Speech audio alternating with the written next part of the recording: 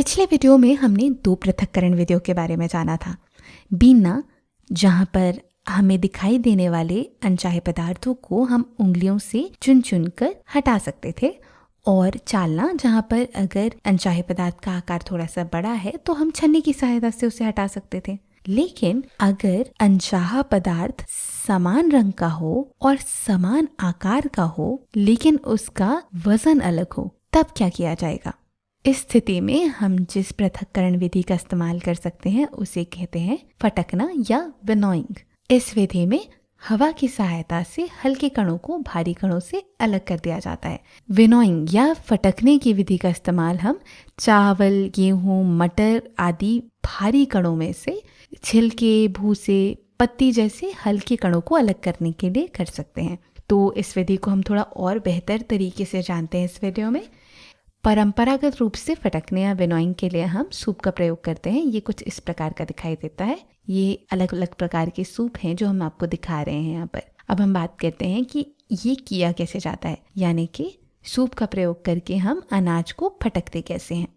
तो सबसे पहले अनाज को सूप में ले लिया जाता है ना। उसके बाद हम धीरे धीरे अनाज को फटकते हैं जिससे हवा अनाज के बीच से होकर जा सके। तो इस चरण को हम बार बार करते हैं, यानी कि इसे बार बार फटकते हैं। उससे आप देख सकते हैं वीडियो में किस तरीके से ये जो हल्के पदार्थ हैं वो अलग हो जा रहे हैं, हवा की सहायता से ये उड़ जा रहे हैं। इसे हम तब तक धीरे धीरे फटकते रहते हैं जब तक कि सारा जो कचरा है, सारा अनचाहा पदार्थ है वो अलग ना हो जाए, और उसके बाद अनाज के जो भारी दाने हैं वो सूप में बच जाएंगे। तो ये है सूप का प्रयोग करके अनाज को फटकने की प्रक्रिया।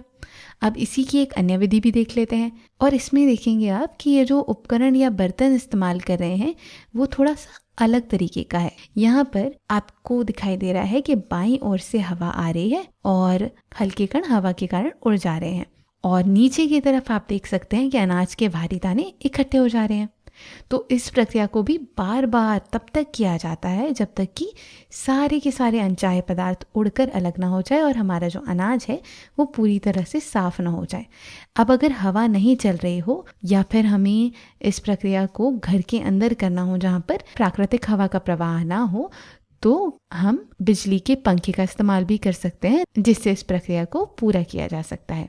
तो हमने जाना कि फटकने की जो विधि है विनोइंग, इसमें हवा की सहायता से हल्के कणों को भारी कणों से अलग किया जाता है, और आप देख सकते हैं कि इस तरह से हल्के कण जैसे कि छिलके, भूसा, पत्तियां वगैरह उड़ जाते हैं, और भारी कण जैसे कि अनाज, चावल, गेहूं, मटर वगैरह ये सब सूप में बचे रह जाते हैं।